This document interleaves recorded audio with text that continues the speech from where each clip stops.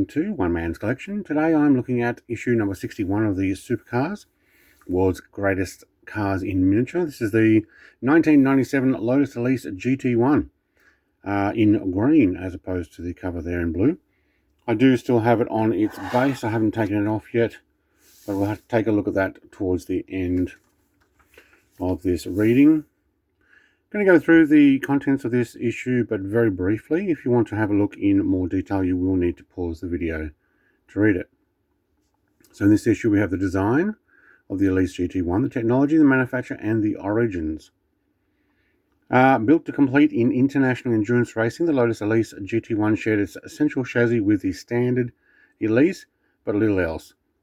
Just one road-going example was produced to meet the homologation requirements for the track. It's interesting then, if we've got a blue one here that is potentially the only road-going one, why did they give us a green model? I understand British racing green and all the rest. But anyway, weight 898 kilos, and for a car, especially with a lot of power, that's quite light. The mid-1990s saw a surge of interest in GT1 class endurance races. By the end of the decade, GT1 cars would have gone on to win the prestigious 24-hour Le Mans no less than 3 times, upstaging the supposedly speedier prototype cars in the process. What started off as a production-based category for privateer teams soon drew the attention of big manufacturers, and for the time, GT1 was effectively a premier class in the international enduring racing. Yeah, absolutely awesome. Some of the GT1 cars from the 90s, love them. I think we've already had the GT1 Porsche from about 98 in this collection. The central section of the Elise GT1 tail copies that of the regular road cars. That's that part in the middle there, yeah, okay. Term of affection, the Elise GT1 shared little more than its aluminium tub and its road-going namesake.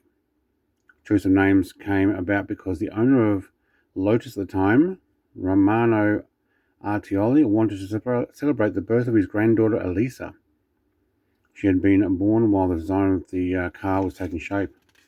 I do remember that. Very nice. Number 24. Engines of V8.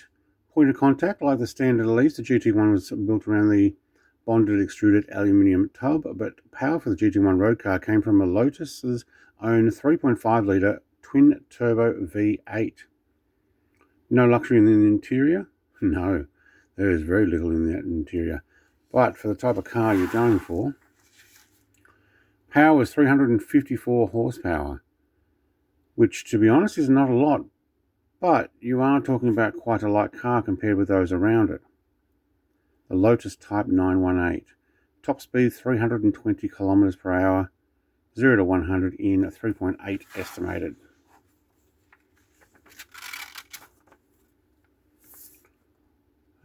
It competed in the fledgling FIA GT Championship in 1997, including an appearance at the 24-hour Le Mans. After failing to achieve significant results, it returned for the 2004 season in an ill-fated comeback. That's a bit of a shame. Does look great. A summer fling, yeah. All Racing Elise GT1s were fitted with the V8 engines, although not of the same type. The works cars were powered by a naturally aspirated 6-litre engine from a Chevrolet Corvette, while privateer cars were mounted with the Lotus 3.5-litre twin turbos. Well, that's interesting. So the privateer cars got the factory engine, and the factory team, works cars, got a competitor's engine. Okay.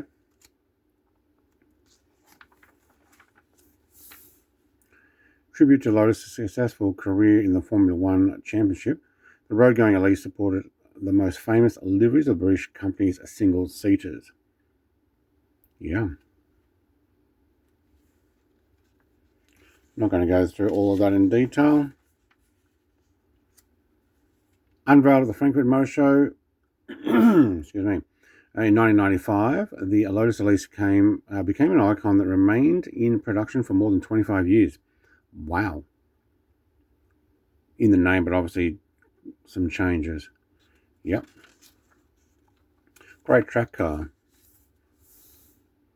For the purists, 2009 Lotus introduced the Elise Club Racer, a special version of the basic Elise Elise S.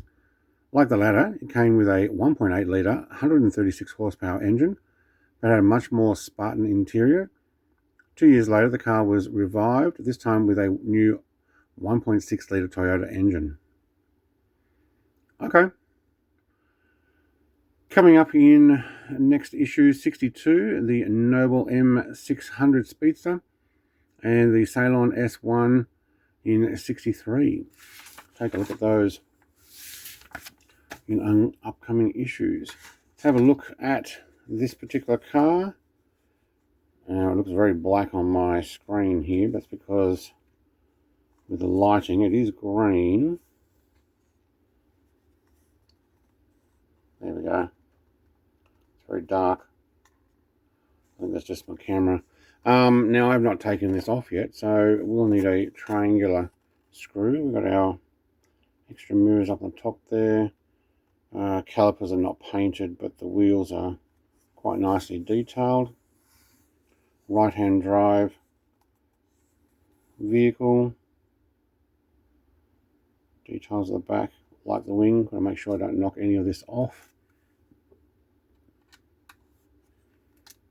I have a lot of these still in their cases. I am running out of room. Did say the end of last week's... Oh no, we are not getting that off. Yeah.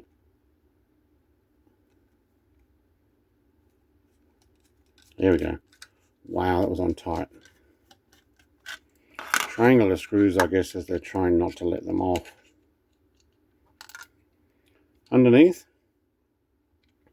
little to no body wear except for the diffuser at the back, but the Elise GT-1 and license comment there.